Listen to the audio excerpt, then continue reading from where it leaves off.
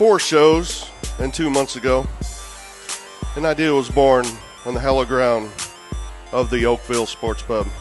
And that idea is Fast Break. Welcome to our show, number 4 of Season 1. We are really glad to have you on Fast Break, and I really think we've got our best episode coming your way yet.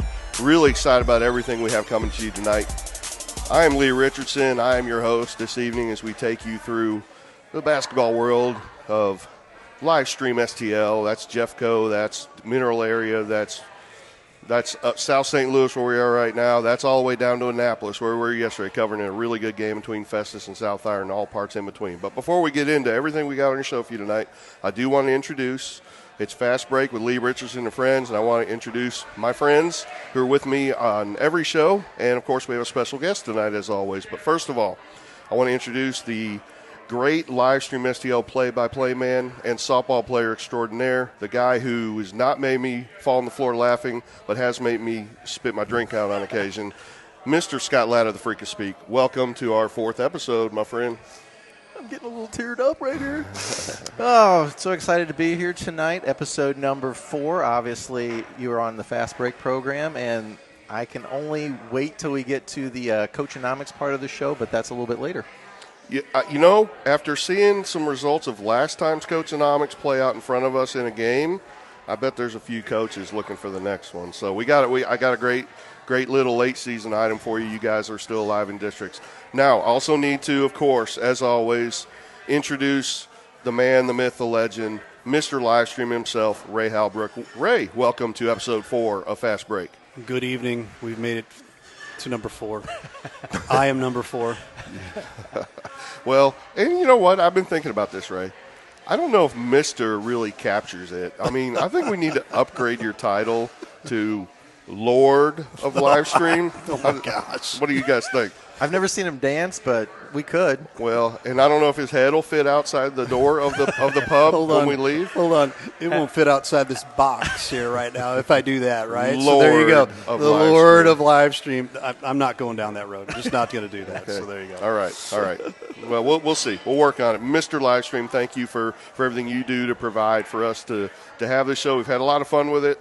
And in this show, we have so much packed in here, okay? So here's what we're going to do tonight. We have got a wonderful guest. I'm really excited about talking to, Jacob Hedgecorth. He is a great trainer from down in the Mineral Area, but he works with kids, like we said, all the way down in the Black River League territory, all the way up here, Jeffco, and works with so many kids. I would say hundreds. We'll talk to Jacob about that when he can put him in the hot seat. Then we got the break, boys and girls. In the break, we're going to honor some conference champions. We're going to talk a ton of district tourney previews in our area. I mean, everything from Class 2, down, we're talking Cape, we're talking Mineral Area, we're talking all the way up here. A lot of previews and predictions coming up there. 2 wonderful players of the week. I cannot wait, Scott, until we honor these 2 players. 2 very deserving candidates. And then quick hitters at the end. Don't go away because, as always, we do have Coachonomics. We do have trivia. We have another episode of The Hoops Whisperer with Scott Latta. You will not want to miss this one. Okay, so anyway, great show. Tons packed in here. And we're just going to settle in. It's going to take us as long as it's going to take us. We got a lot to get through. But as usual, we like to go fast-paced. It is called Fast Break after all. And with that being said, we are ready to move into the first part of tonight's show. And again, I'm really excited about this. It is the hot seat. It is with Jacob Hedgecorth. Jacob Hedgecorth is the owner and trainer at 2 Dribble Basketball. He as I said, he trains hundreds of kids all over our area. Does a great job with them. I know this personally from the work he's done. And we'll drop some names as we go. But again, Jacob Hedgecorth, 2 Dribble Basketball. Yeah. Welcome to Fast Break Show, man. Thank you, guys. I appreciate it, man. Thank you guys for having me. It's an honor. My parents told me this a long time ago. They said the worst thing on earth that you could do is put me on live radio or give me a camera. Worst thing on earth. So this may be a huge mistake for you guys. Well, terrible. Well, We do have a 2-second delay. So Well, that's good. You may have to use it. so far we've avoided trouble with the FCC. I'm going to do my best. I promise you, I'm going to do my best. All angry letters go to Mr. Livestream, and all joke suggestions come to me. That's right. But That's Jacob, right. we're glad to have you. We're going to dive right into it, man. We Thank got you. a lot of Thank questions you. for you tonight, so I hope you're ready. Absolutely. It's the hot seat after all. Absolutely. But we'll start with one that would be kind of easy for you, and Okay. just kind of quickly take us through your background and your journey to getting involved in training down where you live around the Mineral area. Yeah, I played, born and raised Leadwood, Missouri, tiny, small town. Went to West County High School, played high school basketball there, graduated. I graduated as the school's all-time leading scorer. We went on, won a district championship when I was a junior. It was the first time in 50 years West County had won one. After that, played 3 seasons of college basketball, played at Missouri Valley College, which was literally the best opportunity of my life. Like, I thought I could play a little bit, but when I got there, the level of knowledge and understanding and just the unbelievable players that you see and come across, it was the greatest opportunity I've had, as far as basketball goes, greatest opportunity I ever had. Come home, and it's a wild story. I tell this all the time. I come home, and I got 2 kids. I got married. I got 2 kids. I got a 24-year-old son. Got a girl, plays for West County. My daughter Addison plays for West County. She's 9th grade. But I come home, went to work. I got a sister, Lacey, who I love to death.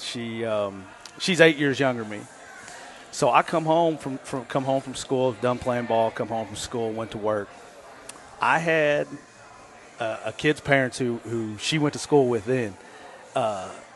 They called me up. I'm young then, like I'm in my early 20s. I'm young.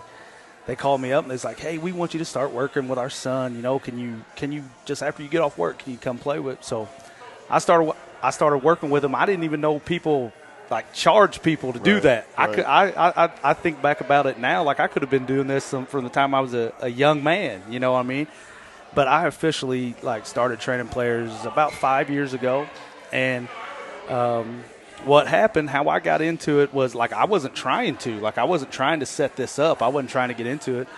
My son, and I'm not going to say the name of the sports facility because I don't know how that works, but my son was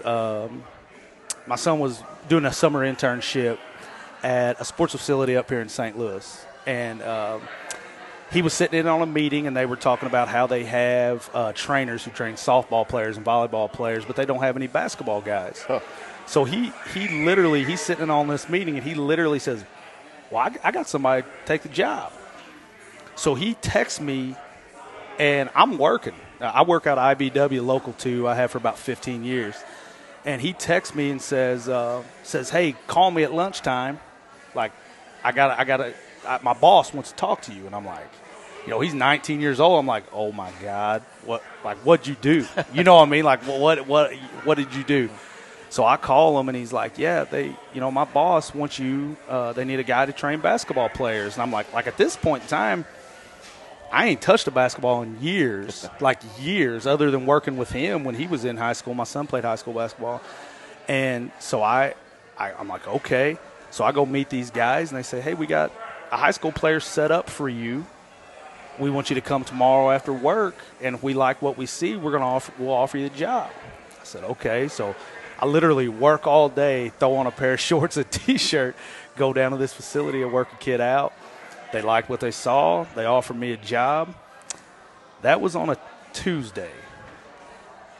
On a Thursday, and this is the embarrassing part, but this is how it started. On a Thursday, somebody you'll know, I did a workout with Josh Johnson. Played at Webster University. Yep. He's playing overseas in London right now.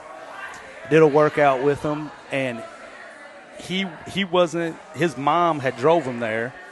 We got done with the workout, and I had never thought about this. I never thought about making it publicizing anything. Wow. His mom said, hey, will you two take a pic? Let me take a picture of you two. I said, okay. I literally stood there like a goon, held a basketball, They took a picture of us standing next to each other. I was so embarrassed. I had her take it with her phone because I had a $14.95 Go phone from Walmart. This is not an exaggeration. So I get home. I'm driving home. We get done with the workout. She took a picture with her phone. The mom did. I go home, and she, my phone is blowing up the whole way home. And I'm like seeing all these numbers that I don't know. I don't have saved, so I'm not answering it. I get to the house, and I got like 10, 15 phone calls and text messages like, hey, we saw this. We saw this on Instagram. We saw this on Facebook, whatever. Like, we want you to work out with our kid. We saw that Josh put this picture on there. So I tell my wife, and my wife, I say this, like, and I know a lot of people are like this. My wife, Stephanie, she, in the gym, in a workout, I'm the most detail-oriented, organized person on planet Earth. Outside of that, she takes care of every single thing we do, everything, right? Nice. I walk in, I say, baby, you ain't going to believe this. Like, I got like 15 people call me, want to work out with me after they seen this picture. She goes, throw that flip phone away. She goes, we're going to the store right now. We went to the store. I didn't have social media. I didn't have anything. We bought a phone. By the time I got home, her and the kids had me set up on all the social media sites. Nice. I literally didn't know how to post things. I didn't anything. She said, every workout you do, just have somebody there, take a picture of you and whoever you do it with, bring the phone home, physically bring it home, and we will do it. And from there on, like, I've been training 7 days a week from that day on. I just take a picture, post it with the kids. And that's kind of turned into your trademark, and I think that's really cool. Yeah. I got to ask you a question about, go back to your high school days. Who's your high school coach? Steve Schofield. I happen to know that guy. Yeah, Steve Schofield. Missouri Coaching Hall of Fame. Yeah. I was blessed, and I say that like we were down. Like, we had been down bad. West County High School basketball had been down bad. And I'm talking like guys when I was a freshman who had played for I had guys that when I was a freshman who were seniors that had played for 3 different coaches in 4 years. But I got blessed, man. He came there when I was a freshman, and he stayed all 4 years while I was there. And he literally turns programs around like he does. like nobody's business. Like he can literally take nothing and turn a program around. And I have to say this too, and he's probably not even listening. Talk about a guy that doesn't have social media. Yeah. But Jackie does. Oh yeah. Jackie does. Yeah. And hey, Jackie and Steve, if you're watching. Love them. I absolutely love them. But Eric Thompson. Eric Thompson was our JV coach, and I'm telling you right now, he's at AV now. Yep. Could not. Him and his wife Amy literally took after me like I was their own kid. Like, I couldn't ask for better people to be around me and to put me in, the right place as a player. They were great. They were unbelievable. For as great a coach as we know Steve is, they're better people. Oh, it's unbelievable. And that is so true. Yeah. All right, so and so we're talking about your career, and that is a really cool story. But since then, you've had this incredible growth. When you talked about the number of players I got. Yeah. So I tell, like, if they're too young, if their parents are setting up workouts for them, or if they're old enough, that they drive, they're old enough, they can contact me themselves. So I tell every player I have, I say, if you want to work out for the upcoming week, text me on Sunday and let me know when you're available for the upcoming week. I only schedule a week in advance. Right. And I left to go to the gym at 9. My first workout was at 9 a.m. today. I left to go to the gym at about 8:30, and at 8:30 I had 250 some odd text messages. Wow. This morning. That's at 8:30 a.m. That's awesome. So it's. And that number expands and contracts sometimes, whatever. But, yeah, it grows every single day. We could drop a lot of names of local players. Oh, yeah. I want to talk about just a couple. One, Madison Nelson, who was our first show. She was our player of the week because she had just surpassed 2,000 points. Yeah. Unfortunately, her career ended yesterday with 2,400 and change. But you've trained Madison a lot. I'm going to talk about another kid who's really burst on the scene kind of down your way this year. That's Lane Wigger at North County. Great season that he's had shooting the basketball. and we could talk about so many kids that you've worked with, but you can really see the improvement. From and now we've been friends on social. I've been watching your growth kind of on social media for a few years now, and you can see these players go from where they were to where they are. It's really incredible. Madison's unreal. Like I don't mean this in a bad way, but they are going to get hit so hard. Like when she leaves, it's a big loss. Yeah, it's going to be huge. Yep. You know what I mean? The Nelson family, like everybody in Kingston, like they ought to be really, really proud of the whole family, because they have taken a culture that was terrible, and literally from those kids' work ethic have grown into like I'm old. I'm 42 years old. I'm old, but Kingston didn't even have a team when I played high school basketball. And then they went for years where they didn't win a game in anything for a long time. And that family come around and if Madison wasn't on their girls team, like just wait till you see what happens next year to them.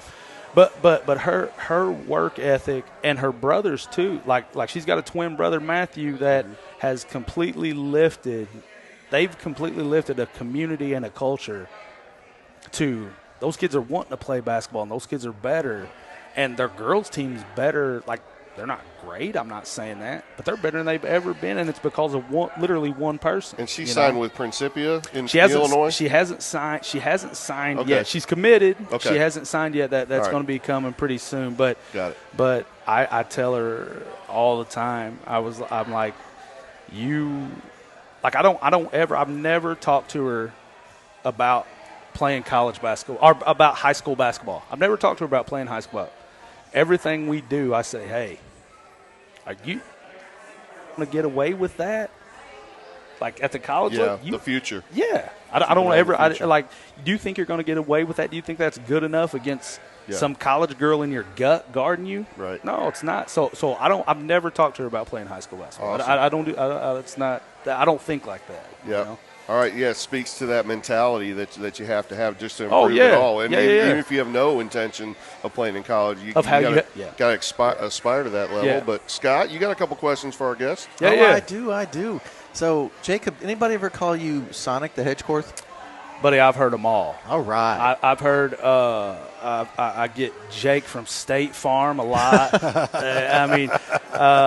Feed Jake, the old country song. I got that one a ton.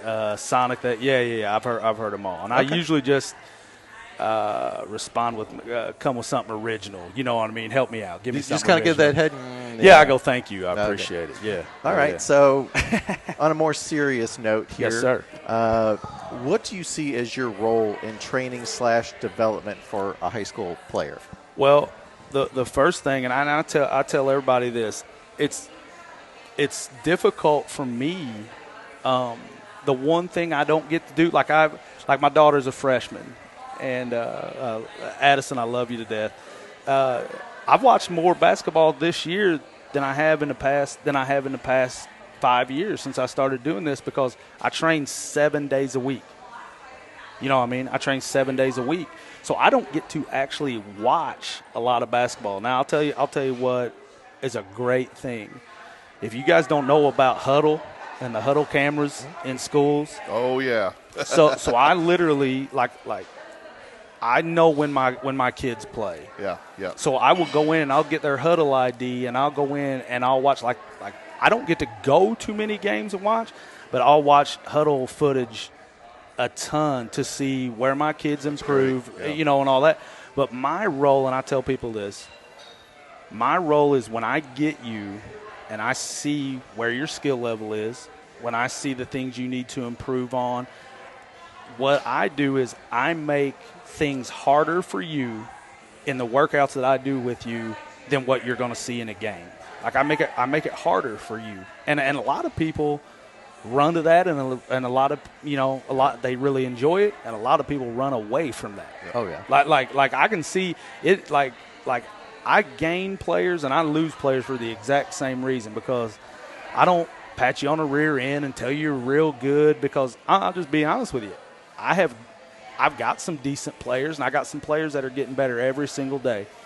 But I don't have an NBA player. The best player I got that trains with me is overseas playing in London right now, and he can play. That's legit. He can play. But I don't have no NBA players. So these kids are trying to get as good as they can be, but it's my job to make things harder for them than what they're going to see in a game. So you're weeding out people who are looking for the easy button. Oh, yeah. And I get it. You talk about my role and the things I do on social media. Like, I work out with a kid. I take pictures, I do all that, and I post stuff on social media. But I do it on kids I'm proud of. You know what I mean? Like, if they come in, I don't care if it's a 9-year-old girl. Don't make no difference to me.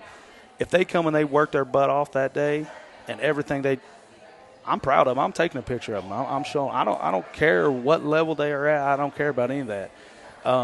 But my job is to make they can't come back the same player the next year. And that's on every player, really, not just people that come to me. But you can't come back the next season and be the same player you were before. You can't do that. So I literally, through small details and different styles, I make every workout I do harder than what they're going to see in a game. Nice. That every detail of the aspects they need to work on, that's what I try to do. That makes sense. Yeah. All right. So let's look at the business side of things. Yeah. Getting in the gym is fun, but it's also a business. How do you juggle that? Well, I have to. I'll give you an example how I juggle it. So, I had to crack down, like you talked about weeding players out. Like, I have to crack down people that waste my time, and it's a terrible thing, but like let's say I got people that text me 4 Sundays in a row, and 2-3 of them Sundays they don't show up. So like for years, for like seriously, oh yeah. So like 2 years in a row, I didn't have no, like the first 2 years I started doing this, I didn't have no cancellation policy. I didn't have nothing. So like a lot of these gyms, A, I'm renting, B, first I'll say this to North County High School. I do a ton out of North County High School, and I do a ton of workouts out of Leadwood. Actually, my home gym that I played high school basketball in, some people own it now, and I'm able to kind of get in and out of there, maneuver around a little. But people were just wasting my time. They would text me 4 Sundays in a row, hey, can you set up a workout for my son, my daughter? And they wouldn't show. And I would just be standing there having to pay rent on a gym, having whatever, and they don't show up. So I had to put a cancellation policy in place, and that got rid of a bunch of people. Like, they would just find something better to do. Like, yeah, you don't want to have me come yell at you and make you work real hard Sunday evening at 3 o'clock. You want to go hang out with your friends or whatever. Well, it holds people accountable. The cancellation policy holds – if you cancel on me or you're a no-show on me, I'm still getting paid. Yeah, you're still paying. Valuable. You're still paying me no matter what. So I tell people that as soon as they get a hold of me and set something up with me, I tell them that before we ever walk in the gym. I'm like, this is what it is. You're not going to waste my time. You're not going to be anything. And then you have to, and this is going to sound terrible. You got to count your dollars and cents. Like I'm the dumbest person in this room. Like, I promise you that. I'm serious. Like, I promise you that. But dollars and cents, I'm not going to miss much. So you have to make it that way. Like, when you decide it's a business, you have to make it that way, because nobody does anything on earth that doesn't make financial – they don't work at something that doesn't make financial sense to them. So you have to make it like that. Mm-hmm. You know what I mean? And a lot of people, like, when I'm in a workout with them or like Lee, like, this is the first time I met Lee, but I've spoke back and forth to him a few times. Like, they know I'm a good dude. They know I'm a good person. But you're not going to stiff me on money when I don't care if it's a college kid, a high school kid, a grade school kid. Yep. You're not taking my time for granted, and I'll be very strict and very harsh about that, and you have to be. Yep. Like because it exactly what you said, it is your time. Right. You know what I mean? So when people see, like, when I got to say something to a parent, when people see that side of me, they don't like that. But that's the business. Right. You know what I mean? That's the deal. So, I try to be cool. I try to be cool, and I try to be whatever. But sometimes you can't be, and that's when you just got to get rid of people. Well, let's let's get back to the fun side of things. Thanks for that, Scott. no, that's No, real, I'm and I kidding. didn't mean to I'm kidding. get crazy, No. but that's real. It would have been great You know, if you looked right in there real sternly. no, that's just real. You know, I don't know if you're the dumbest guy in the room, and I don't know anything about money. Just look at my bank account. But what I do want to talk to you about, though, is kind of some skills and even micro skills in the game. Yeah. Like, so when a player first comes to you, where are you starting with them? And then what do you think are maybe your particular strengths skill-wise? Like, for me, I've got a real big focus on footwork with players, especially when I'm starting out with them. Yes. And I think it's so crucial to their development. But just kind of where do you think, as these 5 years have gone by, what are your particular strengths in terms of the skills you're able to impart to your players? So I call my business two dribble basketball, because so as a high school player, like I said, I was blessed to have Coach Schofield, Coach Thompson, blessed. I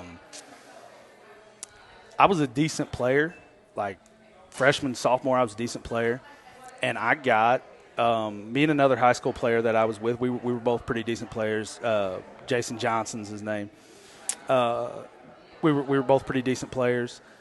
We got invited, like Adidas back then used to have like 2 levels of camps that you could kind of get invited to, right? ABCD camp was like for the best players on earth, right. like the best high school players on earth. And I wasn't sniffing that. But they had they were called Future Star camps, right? So I got lucky enough. I got to go to one, and I played really well. I got to go to another one, and this is in between my sophomore and junior year of high school. Got to go to a second one. First one was in Iowa. Second one was in the South somewhere. I don't remember. In the South somewhere. But the last day, like of the camp, they showed us a game.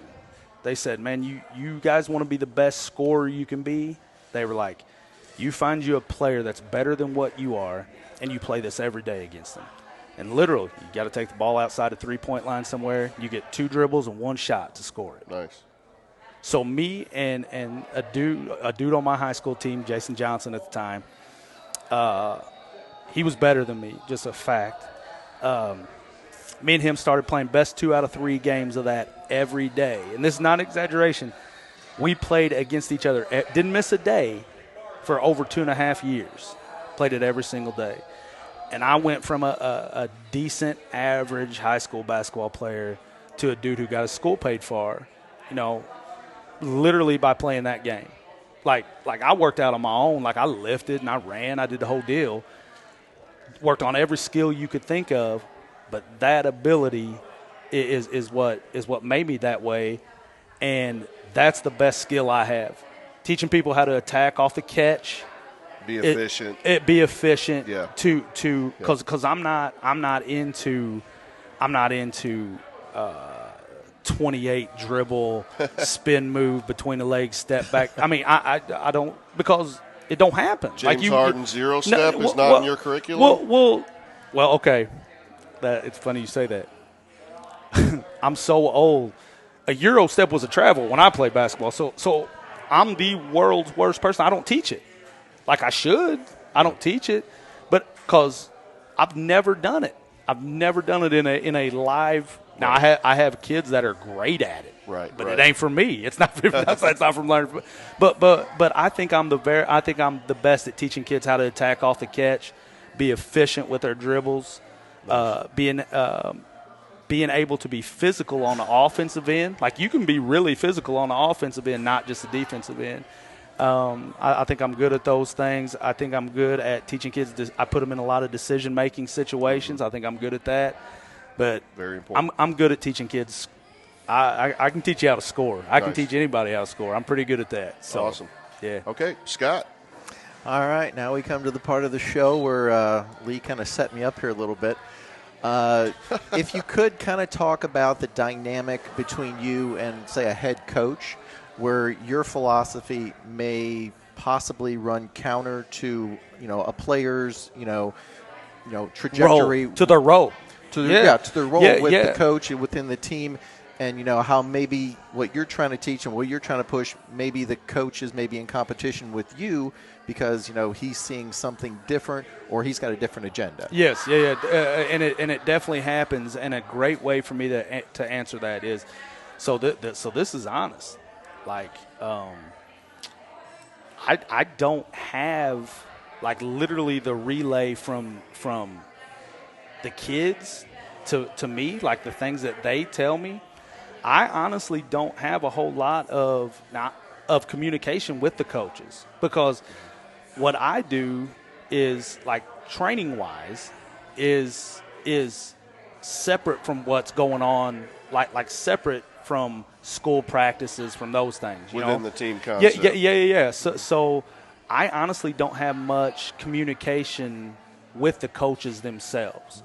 But the very first thing that I tell a kid is this.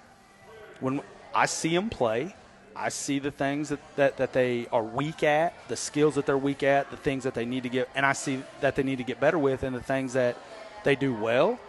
And the first thing that I tell them is okay, like, I see the things that you're good at. I see the things that you're bad at. But what do you got to do to get more time on your team? What do you need to do? Like, what skills do you need to get better at to get more time or to be more productive and help your team? That's the very first thing I ask them, right? So when they come back to me with well, man, I like when we run our offense, like I get a bunch of short corner touches, or I get a bunch of corner touches out on the wing. Well, then we start exploiting the things that they do well from those areas and the things that they're weak at from those areas, and we just run from there. But for real, I don't have a whole lot of conversation. I've had a few coaches over the years, like, see what we're doing, and what usually happens, and I kind of take this as a compliment. I won't have no conversation with a coach, right? And then the kid will start working with me, be with me for a summer off season, be with me for a year, whatever, and they blow up, and the coach will go, "Hey, man, you've done a great job." I'm like, "Well, thank you. I appreciate it. Maybe first time I've talked to you. Nice, But yeah, that's where I go with it. So you're saying basically communication's key. Isn't that one of your I things? was about to say the same thing. Because it's key. It's completely key. Spoiler alert. Yeah, no. What I was going to say is that what the communication part of it is the player listening to their coach, to those things that maybe they're lacking in, to then honestly bring to you. Oh, yeah. Yes, and I'll tell you all this, too, and this is it ain't all roses, you know what I mean? Like, there's downsides of what I do, too. Like I'm not going to say no names, but, like, a kid will come to me, and I'll see things that they can do, and I can see that, and they'll be like, "Man, my coach don't run a single thing. My coach don't run nothing for me." Right. Like, the things that we're working on, like, I don't get to use them. Whatever. And that's literally, I go back to what I said, Scott. I'll be like, "Well, what skills can we work on to make you productive in your offense?" Right. That can help you make your team better, good. And get you more. And I'll just go back to square one with that. I'll be like, because if I am one of them people that I'm extremely detrimental to myself and to my business about the way I talk about myself. Like, I'll have a big 10, 12 person workout, 5-on-5 varsity boys, and I'll be like, we're working on skill, whatever. And I'll stop and I'll just say, "Listen, guys, we're going to play, like, in the next 10 minutes, we're going to start playing live, full court, 5-on-5.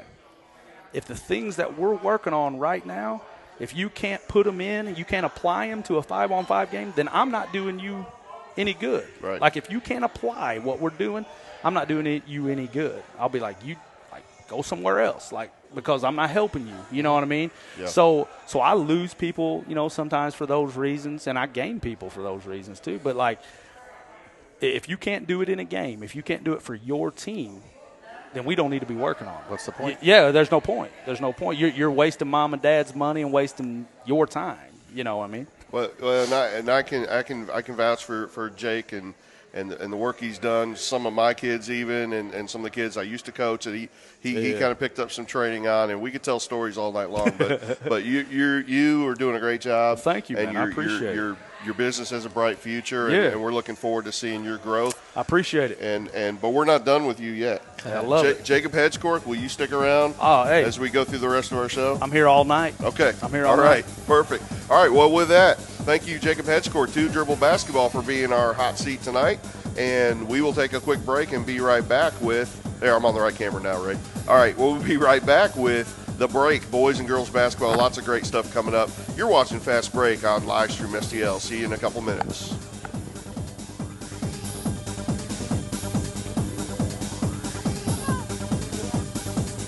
Reach up to hold your sunlit face.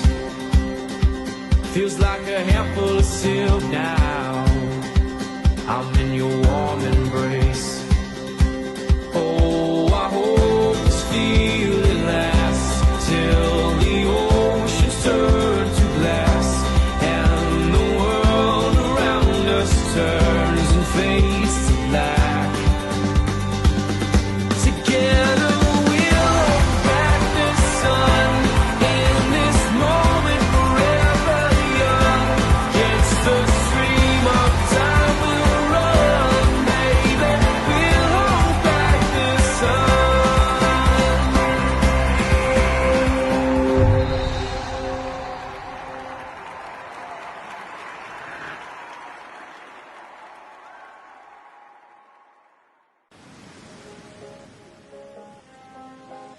Today, the air is perfect.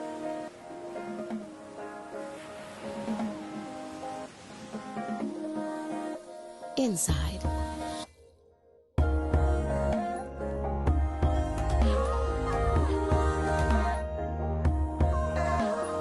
expect more from your heating and cooling. Daikin.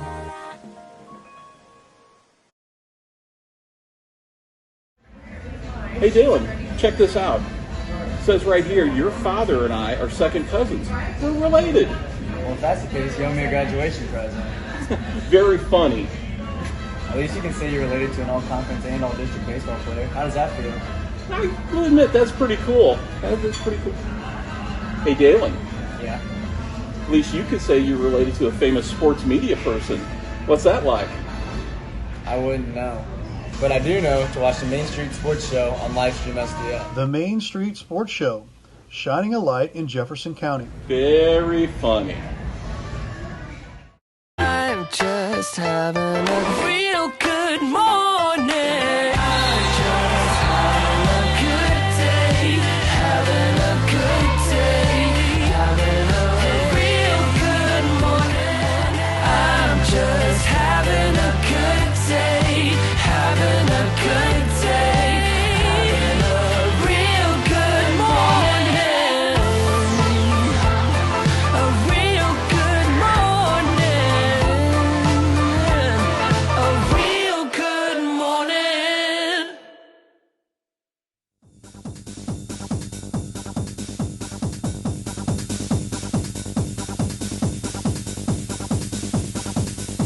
We're back. And I think I'm locked in on the right camera finally. 3.5 shows later. Sorry, Ray. That's all okay. right. All right. Well, no, we're having fun here and great interview, hot seat interview with Jacob Hedgecourt. We're keeping him around for this segment. And this segment is, of course, The Break, boys and girls basketball. And here's kind of the lineup of stories we got for you tonight. First thing we're going to do, we're going to honor and celebrate our JCAA, Jefferson County Athletics Association champions here in the 21-22 season. Next, we're going to dive into a whole bunch of districts. District tournaments started, Class 1 through 3 yesterday, 4 through 6 start next week. And so we're going to go into that. We got 2 awesome and deserving players of the week we're going to honor here in a few minutes. And that is The Break, girls and boys basketball. And with that, Scott Latta, the freak speak himself, you are going to take us through our JCA champs this season. Take it away, Scott. All right, we are going to feature these champions, my friends. So we're going to start with the JCAA small girls school featuring the Herculaneum Black Cats, who ran the table in conference going 5-0. Yeah. Coached nice by season. Riley Blair. They went 5-0, and you know what? Grandview went 3-2, and St. Pius 4-1. 4-1. Okay. And I got to see all of those teams play each other in those respective games. And the deciding game was that one that we covered over there at St. Pius, and they led kind of the whole way. And there late in the game, the Herculaneum got some big shots from Kirsten Britton and some tough defense, and they are 3-time defending Three-peat. I don't believe that's been champions. said since the Jordan era. Congratulations, Coach Blair, and all your players, and great job this season there. All right. Scooting right along here. Let's go to the JCAA Large Girls School. And that is Perryville, the Pirates, 7-0 in conference. 7-0 in conference. Yeah, undefeated, and they got one more to go. I'm not even sure who it's against, but the race is decided.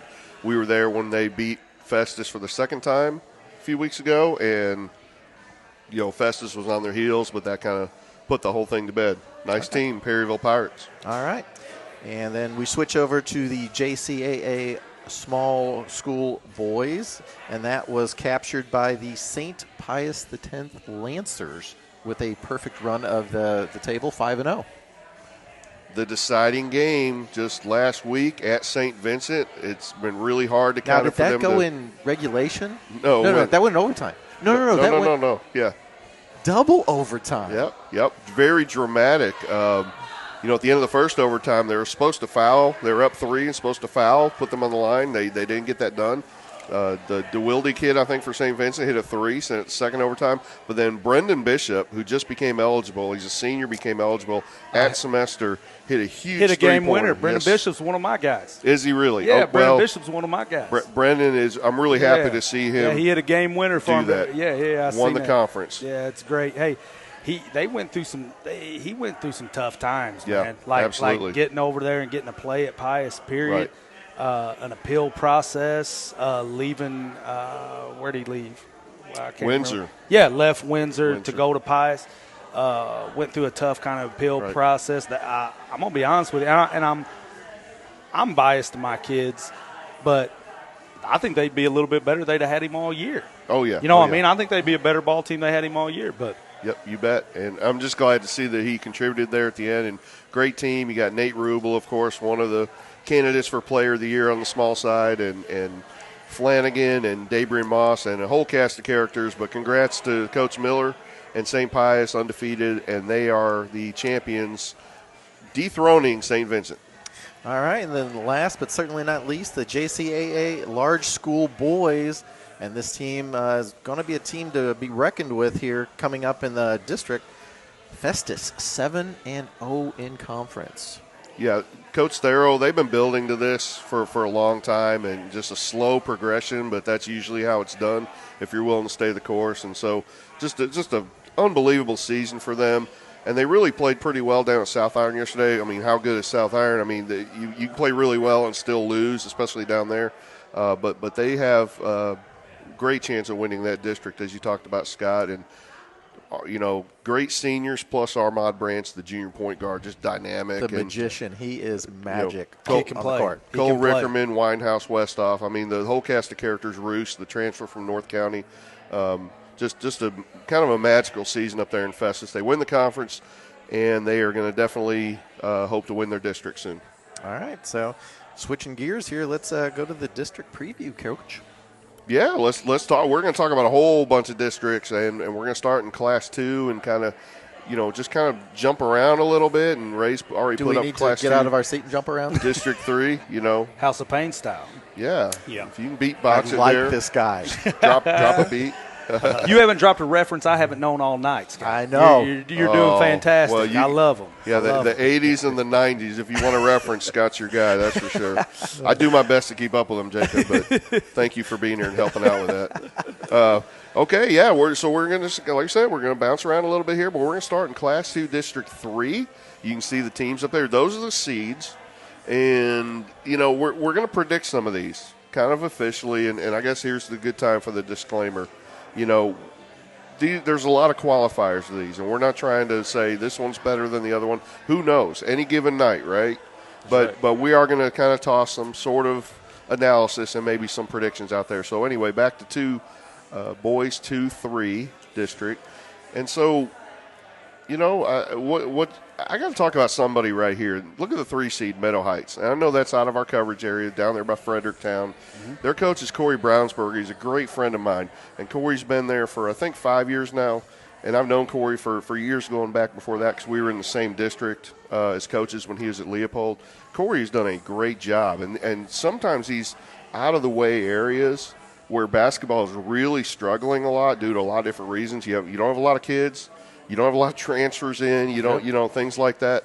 Corey's gone in there and just gone all in at a place like Meadow Heights, and slowly but surely got married. They got a player named Tristan Mayfield who's just dynamic as a senior this year. Yep. And so if we can go back and look at this list, we know Bernie is 24-1 this season. Yep.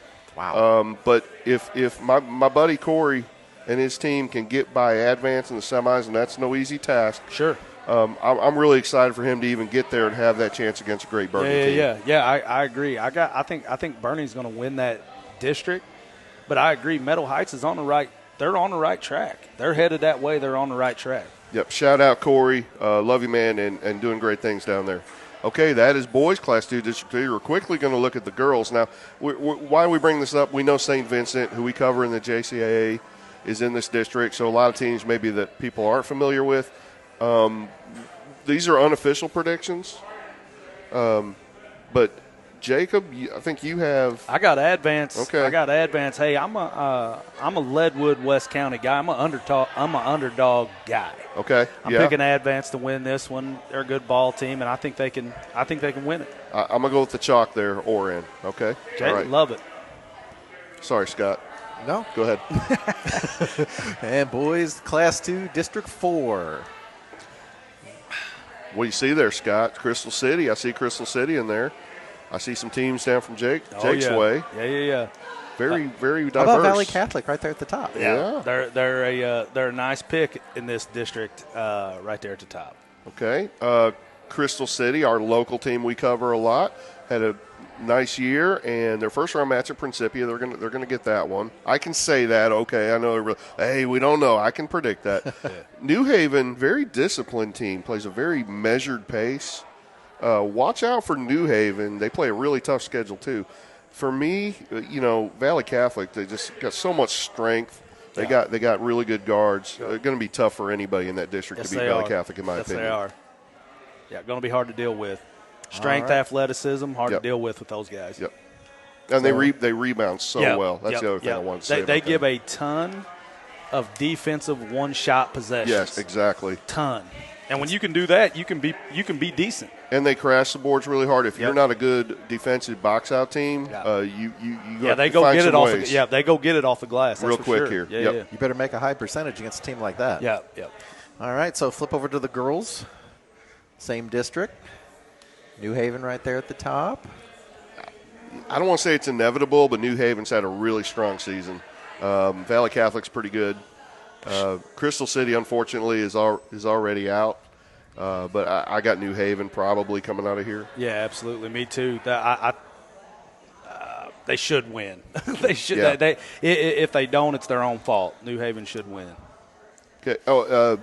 Just want to say something about New Haven real quick. They beat Washington by 25 points earlier this season. Ray, you remember we saw Washington at the Lutheran South Tournament? Yeah. That's a legit win if you beat Washington and Coach Doug Light's team by 25 points. Absolutely. Yep. He's probably like, thanks for bringing that up. Hey, He's got a dog at home. You can go kick it, too. And moving right along here, we're going to go Class 3, District 3, boys. Are we actually predicting this one, Scott? We're giving predictions. Not you. Predictions. You are but on the clock. You're putting all three of us in the hot All seat, three aren't of you are on the hot seat for predictions. We need to dive into this one a little bit. So yesterday was the first round. Yeah. And West County beat Grandview. And Clearwater lost to Arcadia Valley. So it's going to be Arcadia Valley and Kingston on Tuesday night for the 4-1 matchup. Yeah. 2-3. This is going to be a great game. And I know people around here probably don't much about Greenville. Yeah. They're pretty good. They got a great coach and Coach Walk, and they're playing West County, who they are dangerous with all their youth. I don't have to tell you anything you don't absolutely. know. What I like to say about West County, their boys right now, is, and you hear this in sports a lot, they're a year away from being a year away. Like, they're decent right now. They got a bunch of young kids. In a year, in 2 years, they're going to be hard to deal with. Watch out. They're going to be really hard to deal with. I got a kid, Levi Hale, from there. That's going to be a nice player. That's a freshman. It's going to be a nice player. Ty Harlow, their point guard. Ty Harlow's a very good player right now. The most difficult position on the court. He's a freshman. Now, you're not a freshman anymore by the end of the season, No. Ty ain't a freshman anymore. And shout out, I got a little tight with Ty. My niece Lex dates Ty. Throwing some things out there to you. So. I got it. Well, Ty, I've been knowing Rob Harlow for a long time. Ty played such a great game yesterday. 15 assists, 0 turnovers. Yeah. Okay? Wow. Yeah. I mean, I don't care if you're playing whoever you're playing. It doesn't matter. That's unbelievable. You're playing schoolyard and doing that. That's pretty good. Yeah, they played very well. Those are going to be 2 really good games. I think I'm going to find my way down to Leadwood on Tuesday night to watch those games. Yeah. Can we show that bracket again real quick, Ray? Yep. Okay. I can't predict this. And my buddy Paul Hamilton at Kingston has done a great job, of course, as we mentioned. Jake, you trained Matt Nelson and probably some other guys from there. Cody Yates. Great Mason player. Nelson. Paul Hamilton, he's kind of worried about this one, and it all comes back full circle. Eric Thompson, the coach at Arcadia Valley, Kingston's beat them twice this year. Yeah. You play Eric Thompson a third time, I guarantee you he's got something way deep in his back pocket he's going to pull out and try to trip you up. Well, something that you got to know about Eric is he does not. I don't care where he is. He doesn't take losing lightly, and it's very difficult to lose to it's very hard to beat somebody 3 times. I don't care what you do. Right. It's very difficult to beat somebody 3 times. And one thing he's going to do is he's going to come straight. He's going to come at him. He's going to come at him. The encyclopedia of junk defenses is open for Tuesday. Oh, guarantee you. Guarantee you. And Paul knows that, but there's going to be 2 great games, but we actually – you're going to make us predict these, aren't you? Yep. All right. I love it. We got to go on the record. We're ready, I guess. All right, I'm the professor. Hedge is to my right, and Mr. Livestream, or the Lord of Livestream. We've all got Kingston. I got him. I got him. I would not be surprised if any of these 4 teams were able to get it done. No, I agree. I think 1 through 4 could win it. I think Kingston's going to win it. The Nelson family's turned that whole entire culture around, program around, and I think it would be a really nice way to be able to go out with a district title, before the mat's done. And Paul Hamilton's been there, I think, 13 years now, and just hasn't. It's been really. You talk about building a program slowly. It's taken a long time for Paul to see him win a district championship. I'm friends with Nathan at Greenville too, and a lot of these guys. Yeah. I'm not pulling for one over the other. It's just kind of maybe what we think is going to happen. But I'd be very happy for Paul if they were able to get it done. Absolutely, yeah. All right, and now the girls for Class 3, District 3.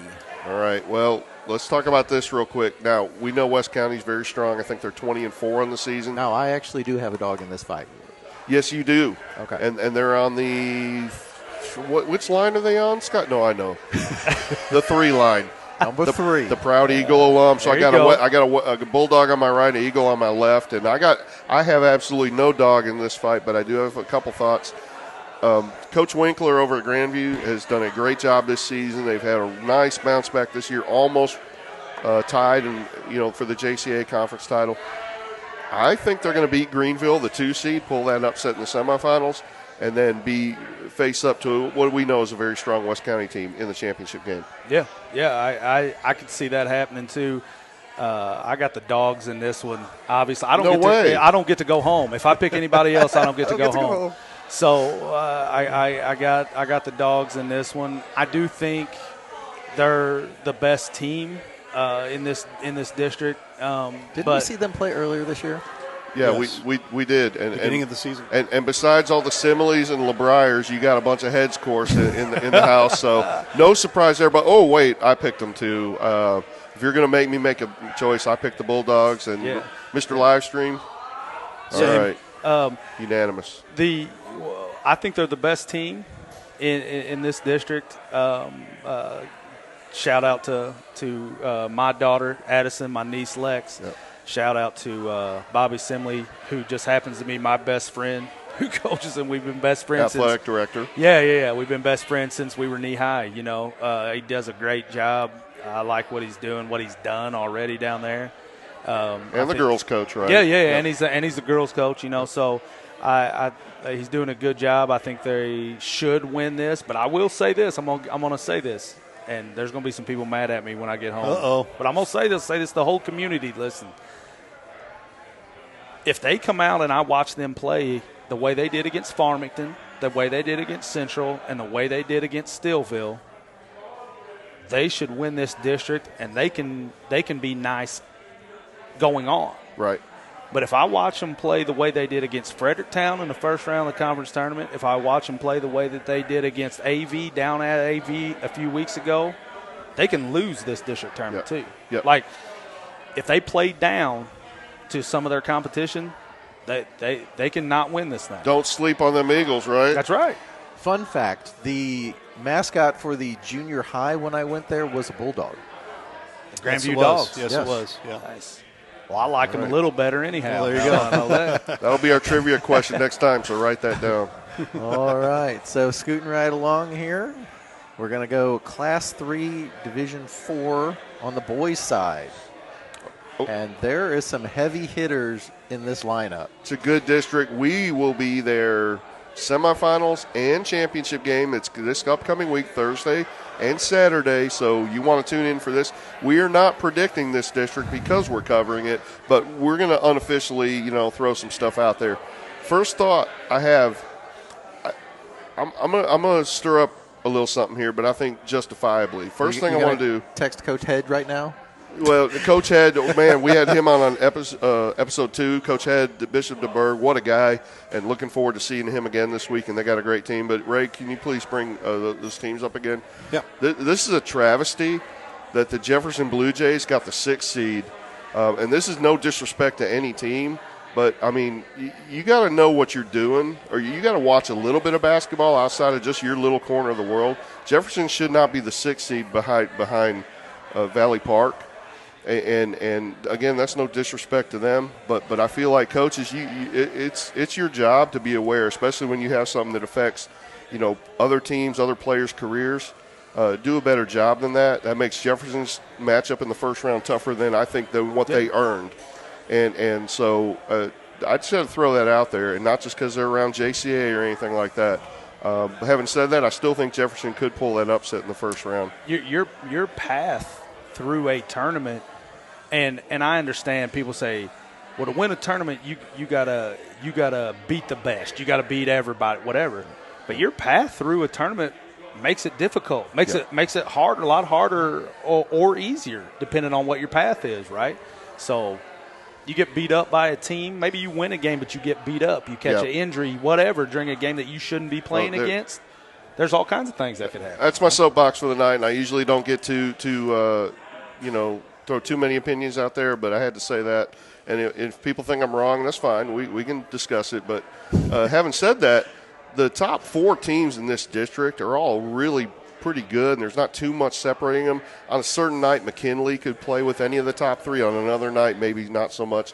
Carnahan, we've seen really tough and beat South Iron earlier in the season, almost beat DeBerg in a regular season game. And, of course, we know St. Pius and Coach Miller's team looks prepared for the postseason. I don't have a prediction for this, but I think it's going to be great matchups, semifinals, and championship. Well, that's okay because we didn't officially have to make one for that. All right, so we will be there. That is for sure. Let's flip over and do the girls for Class 3, Division 4.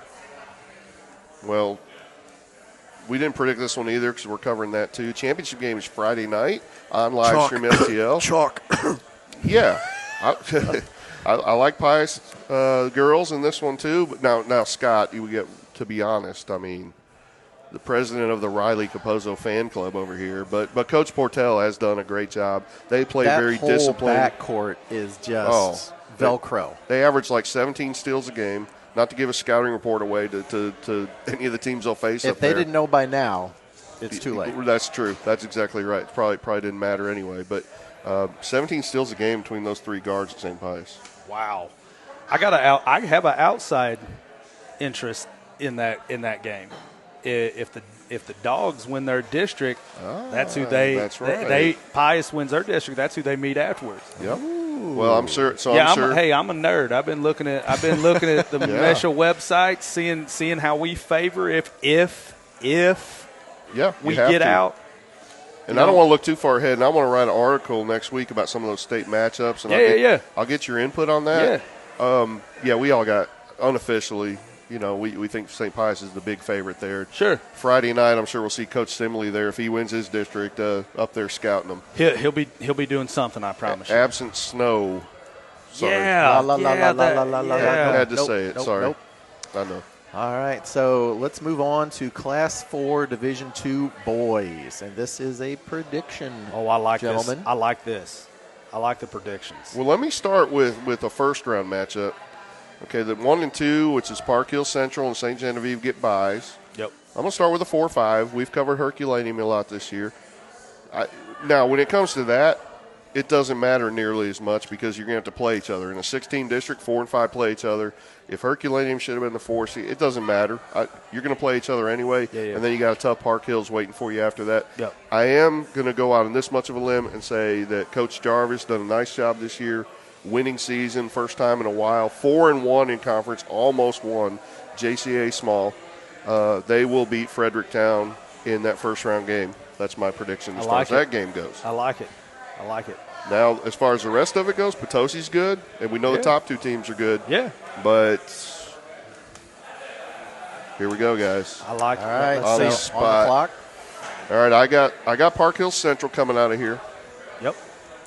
Ooh. I got the Dragons.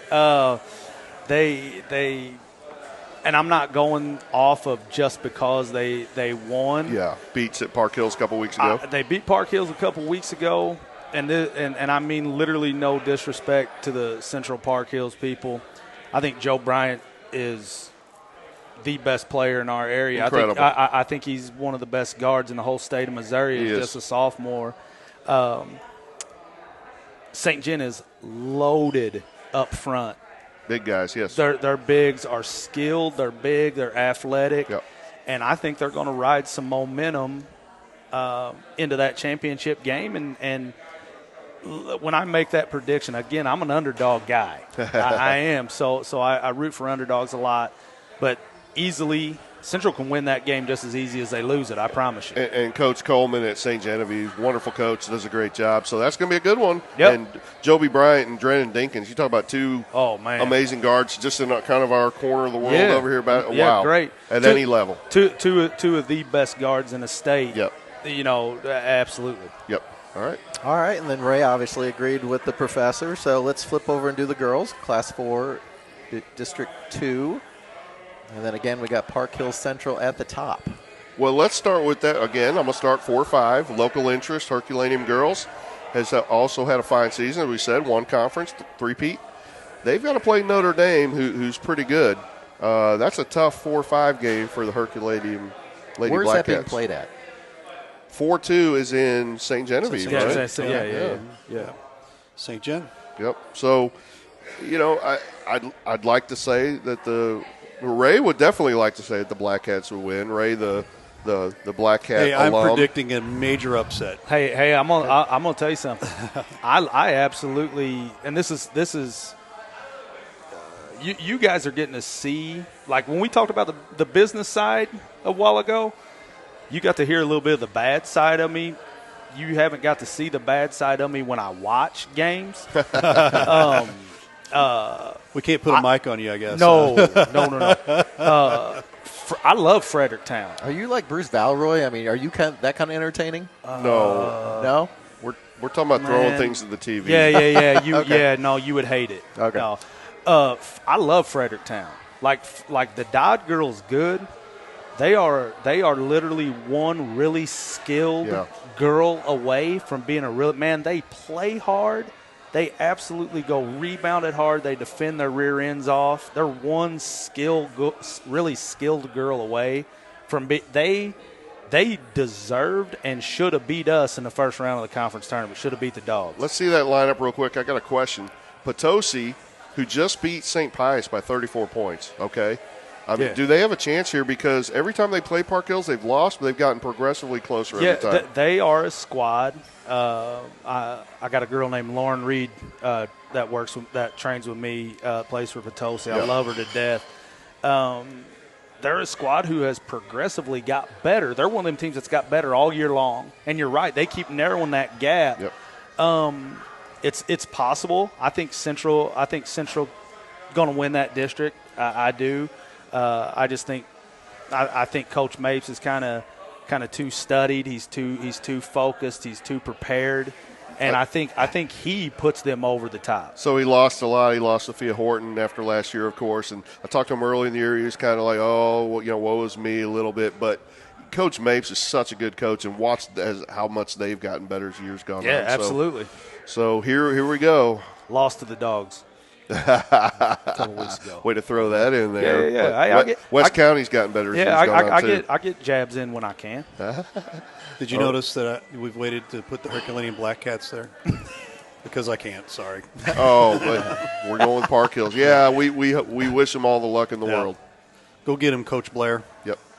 There we go. All right, so an agreement across the board there. So let's go to Class 4, District 4, and we kind of have a little bit of a rooting interest, if you will, in this one. Well, we covered Lutheran South girls a lot, and, they've lost a lot last season when they won their district. Started the year kind of slow this year with a very young cast, but they have really started to come on. Huge win over number 4 in the state in Class 4, Westminster, a couple Fridays ago. And then they lost to Ursuline last month, I think, by 9 or 10. Yeah, out of Washington. Yeah. They are on a collision course, obviously, for a rematch there. They've kind of bushered their way through. I see what you did there. Oh. Don't spoil anything. Are you kidding me? Don't spoil anything. I never kid. Except what I did. That was a bad one. Come on, I'm just going to have to give it to you. Well, they've also Butterfielded you up a lot over the season. You did. You got teed up. Savannah Butterfield, sixth player of the year that we've seen. Yeah, I just got a thanks for the love from Riley Blair. Yeah, absolutely. Good luck, man. I mean, that's a very tough. You always have a tough district draw, but good luck to you and your girls for sure. Right. But anyway, we're not predicting this because guess what? We'll also be covering this not this week, correct. but next, and we'll be excited to be back in the dome, the Lancer Dome up there. Yes, up close and personal. You mean you don't want to make predictions and have people throwing stuff at you and coming and cussing you on air and stuff? Well, we'll get that just from the ones we're not That covering. doesn't happen, does it? Yeah, Hey, what a great idea. That doesn't happen, does it, Coach? Sure. That sure don't. Everyone's always in agreement, right? Well, we the rooting interest insofar as we've gotten very familiar with Coach Elick and his girls up there, and so we definitely wish them luck. But that's a 2-team race right there. I believe so. Okay. All right, so let's wrap it up here with Class 5, District 1 on the boys' side to start. Wow. How deep is this district? I'm not saying This is one of the hardest boys districts to start out in. Yep. Like this is one of the hardest ones there is. Period. This is one of the hardest ones there is. Period. Like I'm sure statewide, there's probably some better, harder. I'd say that right there is hard. This is a product of them going to Misha, deciding to go to 8-team districts in Class 5 and 6. Yeah, and doing away with the.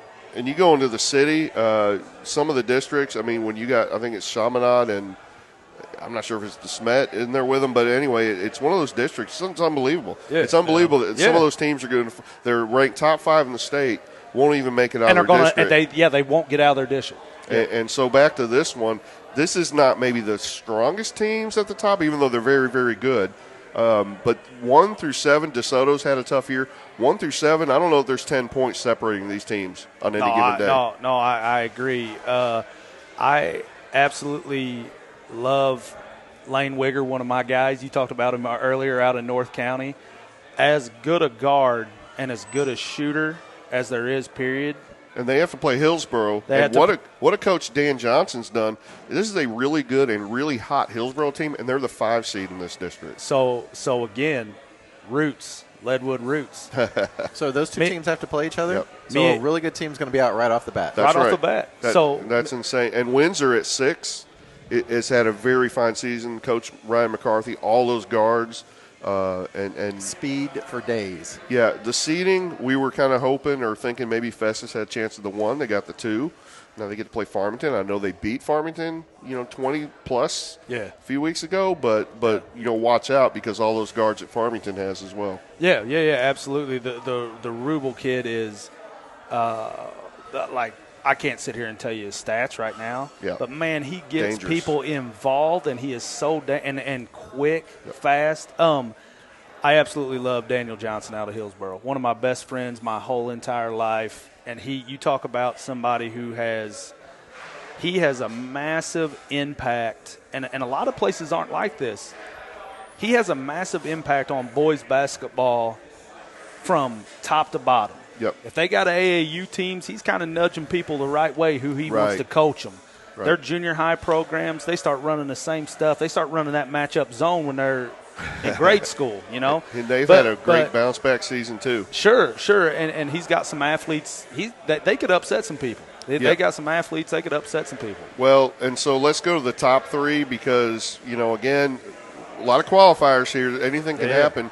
But Cape Central – Sykeston beat Cape Central recently. Sykeston, among other players, and Coach Holyfield and the great system they have, with their matchup zone and pressure. Oh, yeah. They have a sophomore, I think his name's Dontrez Williams, who's just going to be an unbelievable player. Festus, if they get by Farmington, has a big chore with Sykeston. Cape Central will not have an easy out with either Hillsboro or North County. Absolutely. And so this is really hard to predict this one. Yeah. And we don't and we just landed on these predictions. Just I went back and forth and my heart says the Tigers of Festus, but I got to go with the chalk here with Cape Central. Yeah. Cameron Williams, their big guy, is the best big guy in that tournament right there. Yeah. I agree. He's very good. I got Sykeston. Winning the whole thing. It's a good pick. It could very well happen. I got Sykeston. I'm noticing winning the a dog trend here. That dog bias coming through. Hey. Man. And I did that. You see, you know how bad that is. That runs so deep with me. I did that subconsciously. I didn't even mean that. I didn't even. But yeah, I like the way Sykeston plays, and I like the fact that, man, when it's district time and it's that last game, Sykeston's beat. They're battle tested. They beat Cape already once this year, and that doubt starts to creep in that mind a little bit when And I think they got some. I think they got some dogs in Sykeston that can go get. I do. I think they're going to win it. Mr. Livestream, which one of us? With the dog. Which one of us? I'm going with the cat.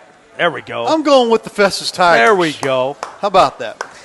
Well, like I said, Hart is with that pick because we've watched them have a great season too. Do you think Ahmad Branch sent him a text going, you better pick You us. better, yeah, right. No. I think Eric Roos probably texted him and threatened him. And you take that seriously when Eric Roos. Eric and I have had quite a few conversations Yeah. the last few weeks since we've covered quite a few of these I games, cannot wait. so. I cannot wait to see these semifinal and championship game over there. Speaking of the Roos kid, my Lord, how big would North County be if he would still be there? True, Right. true. Jesus, That Lord. could change the balance of power in that district too. Yes, it'd be unreal. Let me put a disclaimer.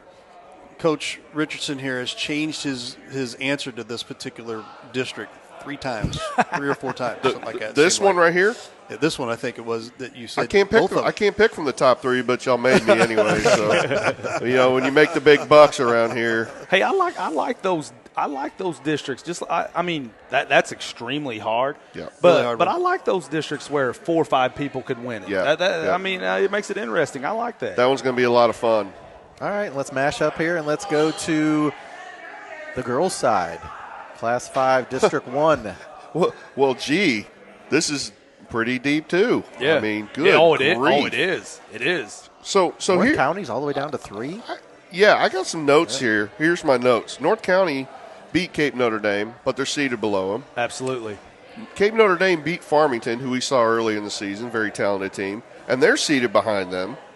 But I'm going to say, I cannot count out Paris Larkin, Cameron Winch at North County. Okay, I'm not doing that, all right? Yeah. But I do feel kind of like 1 and 2 just might be on a collision course here. So please disagree with me. No. I first off, Paris is one of my girls. Yes. I love her. That worked out this morning.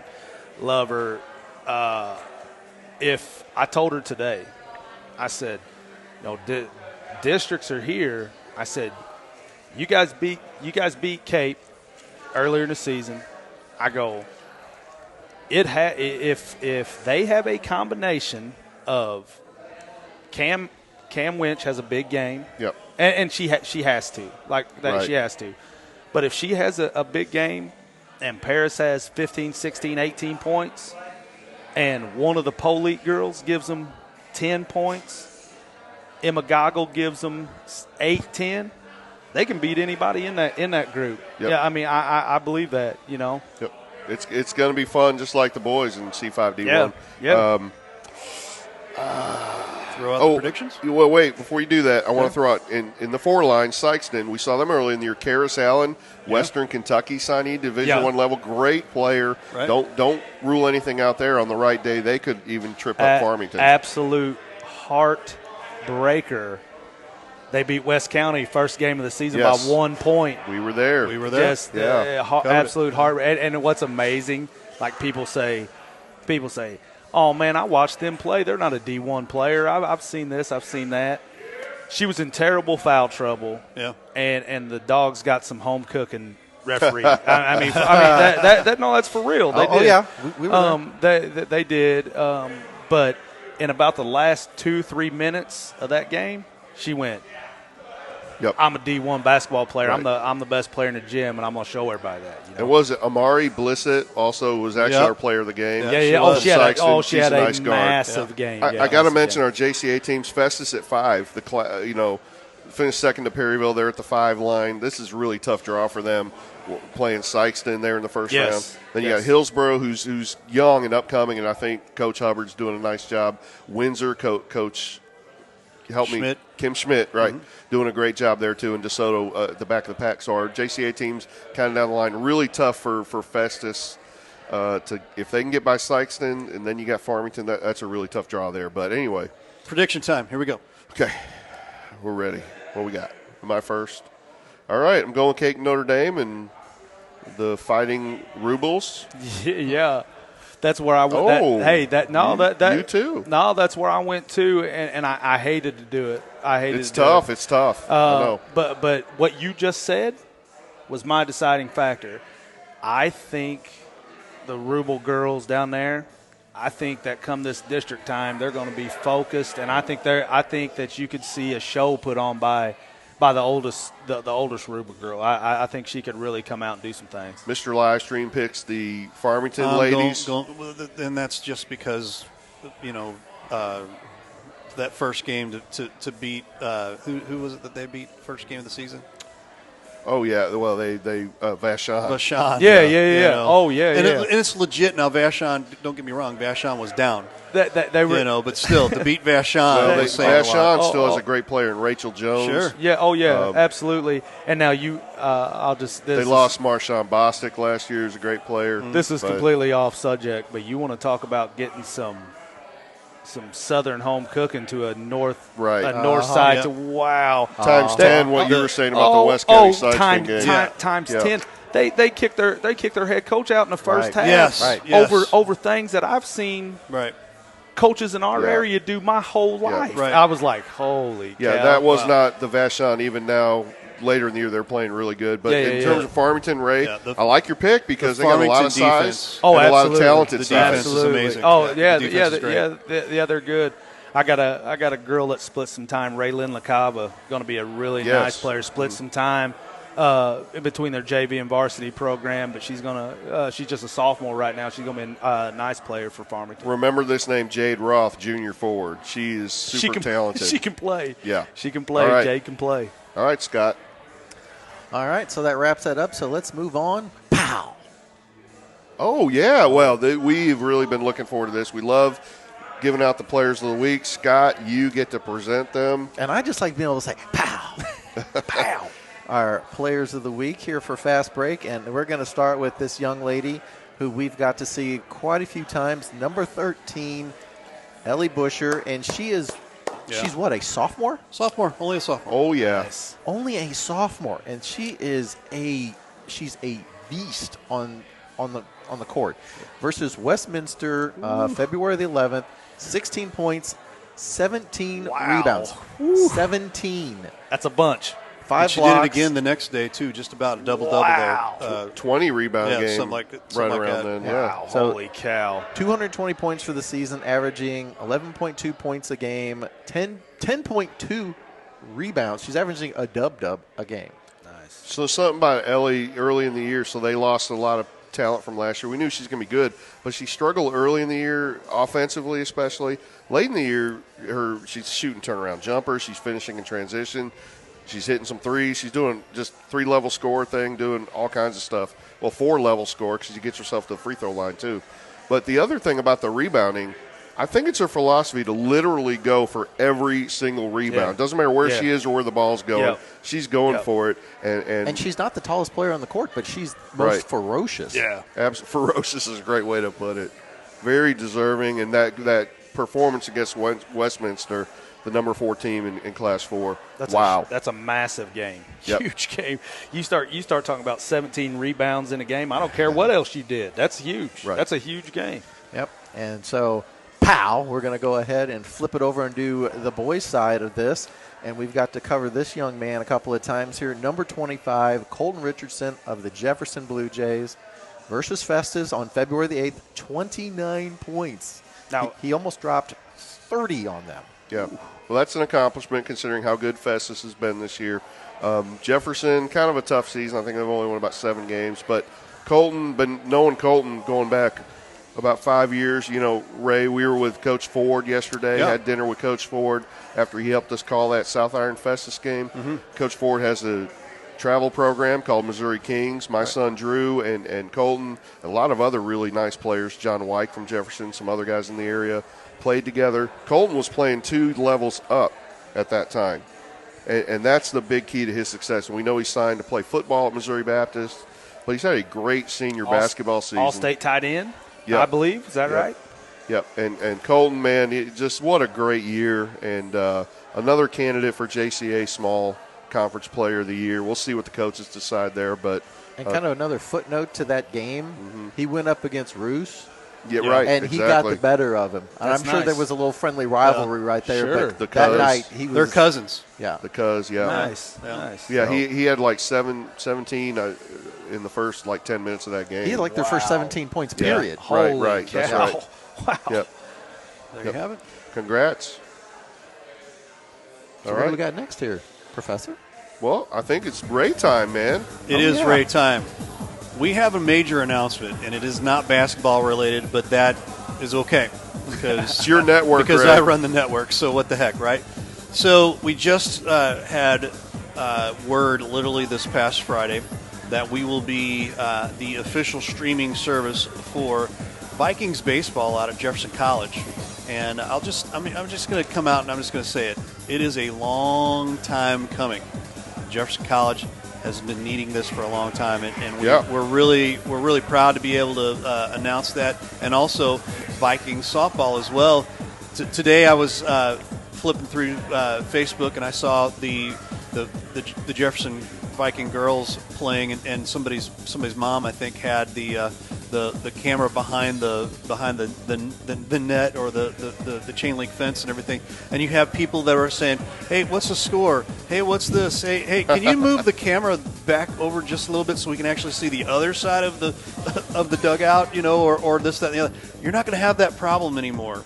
We're going to have a select amount of games that we're working with Jefferson College with, but we also could be doing more with your help. And so we're just going to throw that out there that we are going to be taking some advertising revenue in from outside. And so it's kind of how we have to work it out for this particular season. Next season, it might be a deal where we do a full season with Jefferson College, but they definitely wanted to get rolling here with softball and baseball. So again, Vikings baseball, Vikings softball, we'll have all of that information is brought out to you as well here once we finalize those particular games. We're probably looking, hoping to get at least about 5 games of each.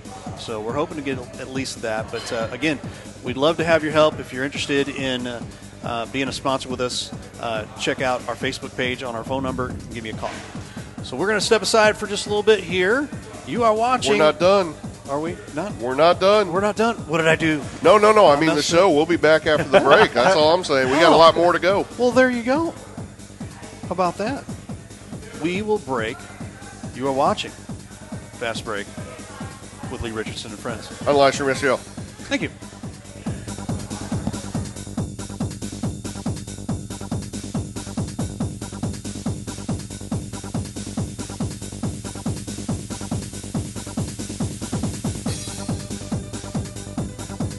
Reach up to hold your sunlit face. Feels like a handful of silk now. I'm in your warm embrace. Oh, I hope this feeling lasts till the oceans turn to glass and the world around us turns and fades to black. Together we'll hold back the sun in this moment forever young. Against the stream of time we'll run, baby. We'll hold back the sun.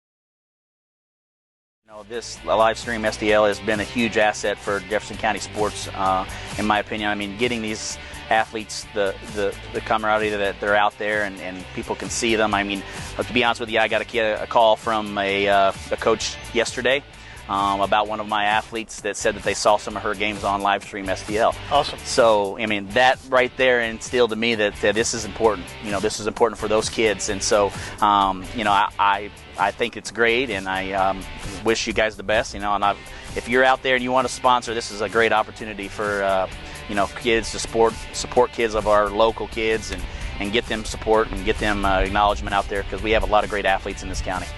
We appreciate that. And at the end of the day, our mission is much the same as your missions, coaches, to help shine a light on these kids. And get them exposure and get their name out there and help them. And if they can advance, they're better off, we're better off as a community, and that's why we're here.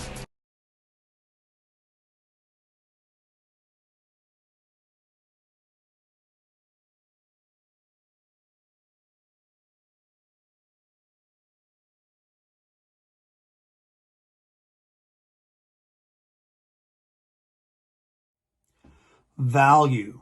Let's talk about value right now. We here at Livestream STL believe that value is key to keeping our community at a high level. Do us a huge favor today.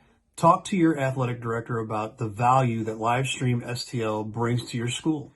Talk to your superintendents as well. Let them know that you want Livestream STL in your schools because we bring high levels of value back to your kids. Thanks again for watching the broadcast. I'm just having a real good morning. I'm just having a good day. Having a good day. Having a real good morning. I'm just having a good day. Having a good day. Having a real good morning. A real good morning. A real good morning.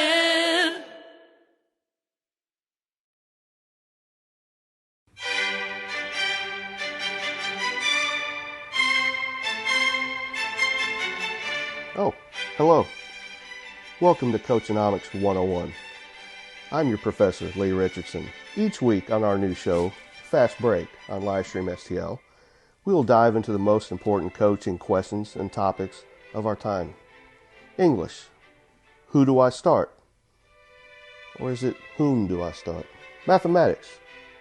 Why is our team shooting just 30% from the field for the year? Philosophy.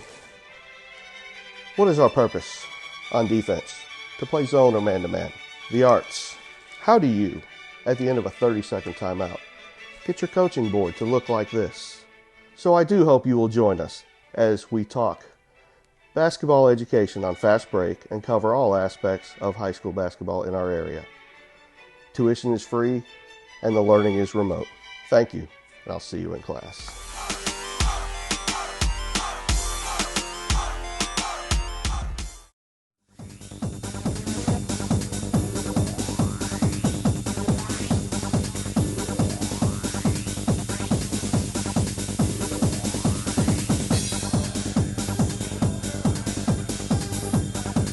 All right, we're back.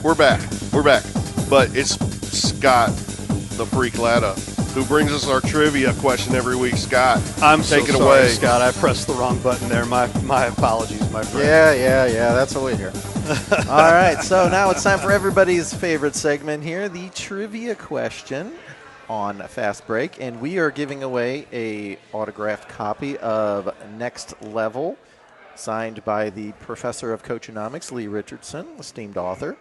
So this week's question, Ray, if you want to go ahead and post that. Who is the all-time leading boys scorer in Jefferson R7 history? Who is the all-time leading boys scorer in Jefferson R7 history? Previous winners cannot get the prize. I have a question. This is a real question. Right. How long? Basketball. Yeah. Okay. How long has Jefferson had their own high school? Since 2011. 10, 11 Okay. years. 2011. So I'm trying. 11 Okay, years. so I'm trying to think who. Don't spoil it. Don't give it No, away. I'm not gonna say it. I think he's going to text in and try to Right. win. No, I'm not. No, I'm not. I'm just trying to think of who. I'm trying to think of who it would Right. be. I'm trying to And- think if I had a guess who. And you have to text in the answer to the Fast Break All right, text and line. we will 314. provide that answer at the end of the show. Boy, 314 John White. 852-4398. John White would be a good guess. Colton Richardson would be a good guess. Mike Reed, going back a few years, would be a good guess. I don't know. So text Jordan it in. Duncan would not be a good answer. Jordan Duncan would not be a good answer because he did not go to Jefferson. He plays for Jefferson He baseball scored a lot of now. points there, probably. He does. He plays for Jefferson baseball, and he just got done playing ball. I believe he pitched The today. Jefferson R7 Blue Jays, to be There you go. exact. All right. Okay, so with that, we're going to move on to our next level recruiting tip of the week. You get a free copy of the book. You get the trivia answer correct, and we'll give you an excerpt from the book. And so this week we're talking about basketball character, and you could go in a lot of different directions with character and basketball character, but I picked these 5 when I was writing the book: communication, teamwork, energy, toughness, and effort. And the bottom line is, even if you never do get a college scholarship, these are things all coaches want to see from their players. All players can make themselves a better basketball player if they excel in these areas. But the other thing is, you're going to become a better human being, be more prepared for life if you can do these 5 things well. And here's the most important thing is you can improve in these areas, and you don't need a shred of basketball ability to do it. All you need is the heart and the desire. So basketball character, that is our next level recruiting tip of the week. It is now time. Oop, let me turn that off. It is now time. The anticipation is killing me. There it is. It is now time. The music's great. I love it. It's now time for the Hoops Whisperer with Scott the Freak Latta, esteemed colleague of the Fast Break Show. Friend. And good friend to all of us here at Livestream STL. Softball player extraordinaire. Softball player extraordinaire. I still can't believe you're still playing softball. Scott, how are you today? So I was tasked with coming up with something for the Whisper section, and I kind of started thinking about sports celebrations. Obviously in football, you have a big game. We talk about districts coming up here.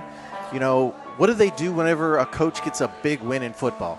They drag that big old thing of Gatorade over there, and they douse the coach, and they celebrate.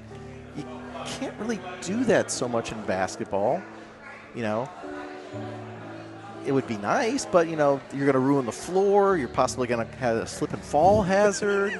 Strips and falls. Yeah, I mean, You got to watch it. not to mention the cleanup. I mean, the people who own the gym are probably going to be a little torqued, especially if it's not your home gym.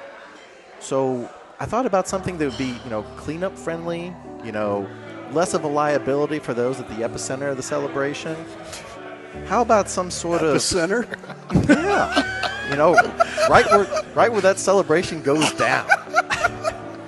So, how about some sort of biodegradable packing peanut type material? You know, recycled peanuts, you know, or some other green material, you know, like that, you know, the ticker tape parade stuff, you know, that they give you at Times Square. Maybe something like that, you know, charged with static electricity so it sticks to the coach, you know, so you can tell that a celebration just has gone down right there. You know, kind of like tar and feathering, but, you know, kinder and gentler, you know, and less skin irritation. Congrats on the win. No harm, no foul. Nice. Bravo, Scott. Nice. That's You have your been best one listening yet. to the Hoops Whisperer with Scott, the freak, Lotta. We're going to need a bigger mop. Epicenter. Hey, I'll tell you, rascal. I'll tell you something cool that I would like to be a part of that I just seen a while back.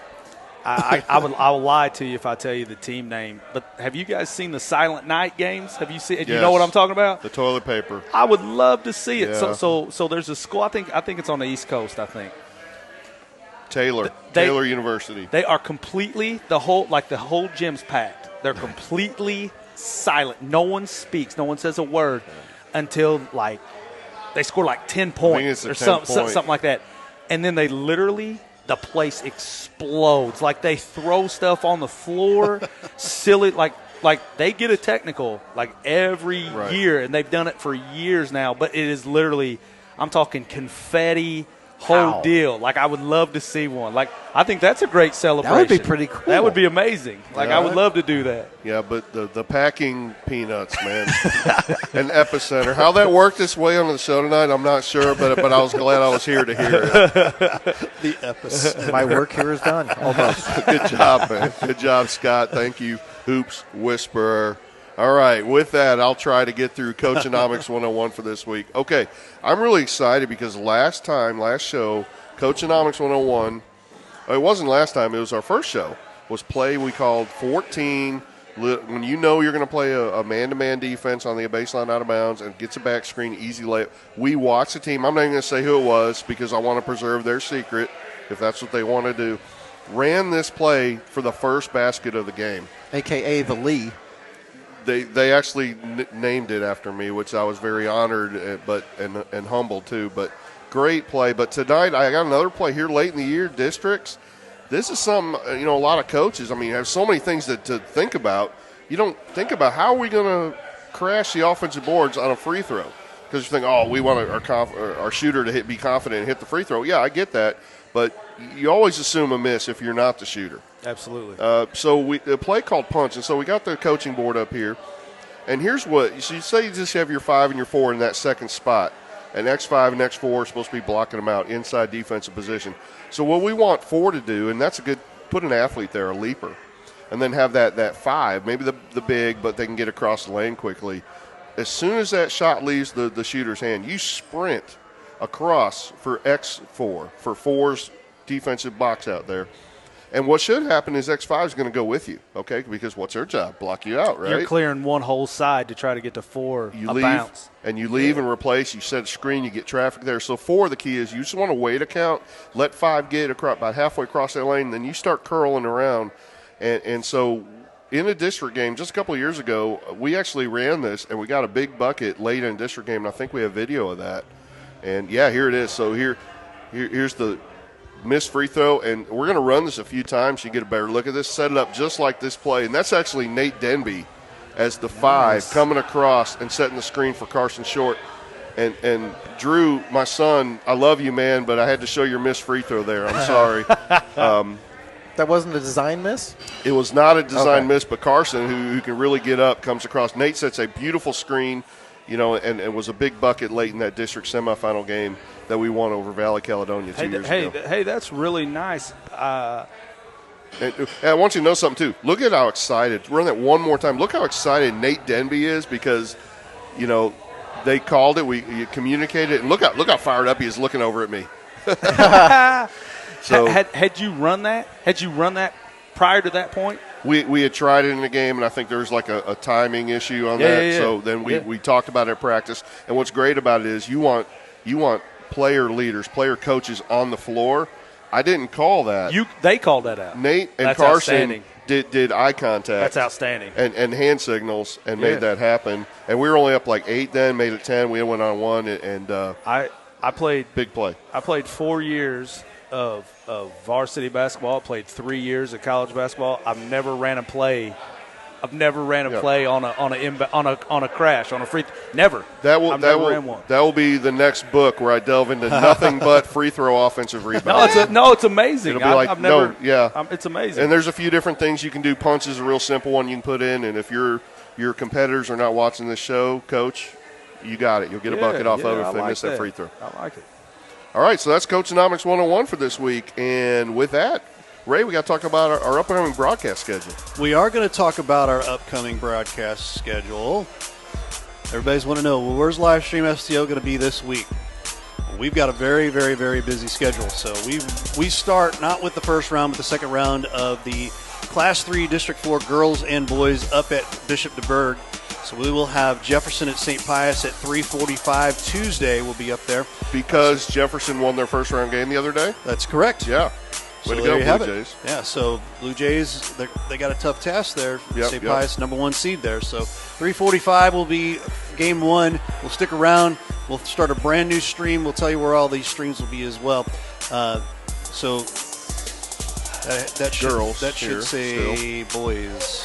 No, that's that girls. is girls. That's That is girls. That is correct. That's Girls. correct. Because we don't have the boys yet. We won't know that until Monday what those outcomes will be. Right. Game 2. Bishop DeBerg and Carnahan. That'll be 5:45, and those will all be on Misha.tv. So check that out. Wednesday. Wednesday we roll over to Fredericktown.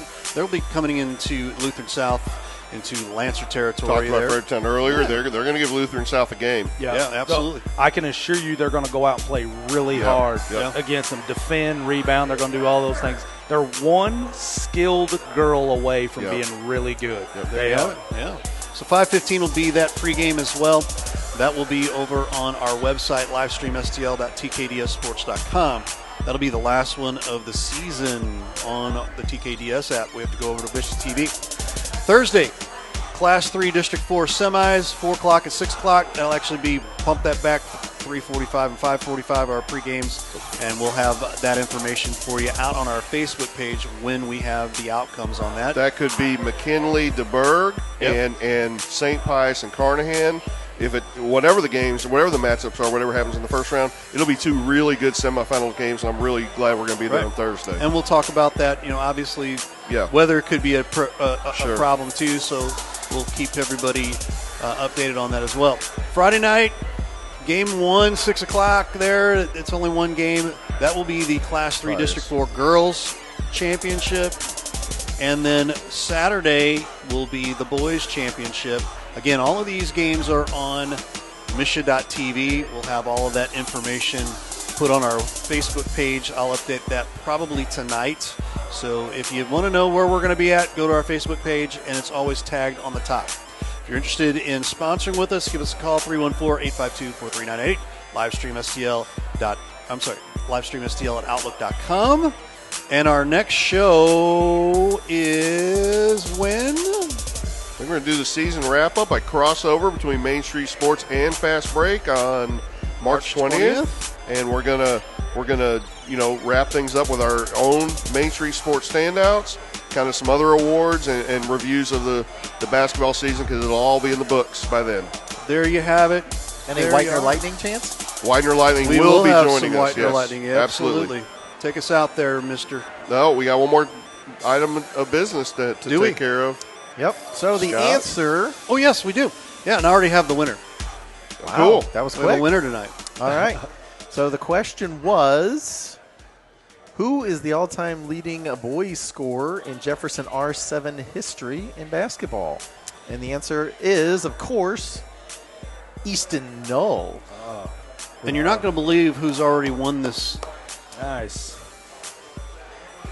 Coach Riley Blair has won. Oh, about awesome. that? I was just saying, can't be Jeff Whitener. That's No. too easy. Yeah, well, yeah, we would probably have to disqualify him for that. Kyle anyway, Bohr is obviously disqualified Right. for being a previous winner. So there you go. Congrats, So- Coach Blair. Yeah, congrats, Coach Blair. I couldn't believe it wasn't one of those Breeze kids. There's about 35 of them. Yeah, that exactly, have went right. to school there that play there now. I thought it may be one of them. Absolutely. It's Well, easy to that's call awesome. their games, though. Breeze. It's a Breeze. Time out, Coach Breeze. Coach Blair, signed book coming your way, and thank you. And thank you, everybody, for watching tonight. We had a great show. Really appreciate Jacob Hedgecourt from Two Dribble Hey, Basketball being with absolutely, us man. Hey, tonight. thank you, guys. Hey, And all- Shake and Bake partner. In complete all honesty, man, thank you guys for having me. I loved it. I absolutely loved it. We've had a great time. Man. Had a great time. Thank you guys for having me.